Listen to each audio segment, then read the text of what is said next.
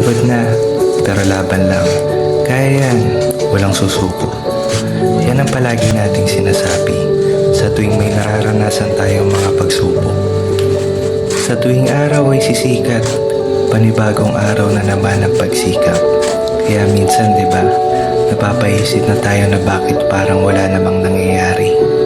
Paulit-ulit na tayo nagsasakripisyo, pero bakit ganun pa rin ang alalahanin?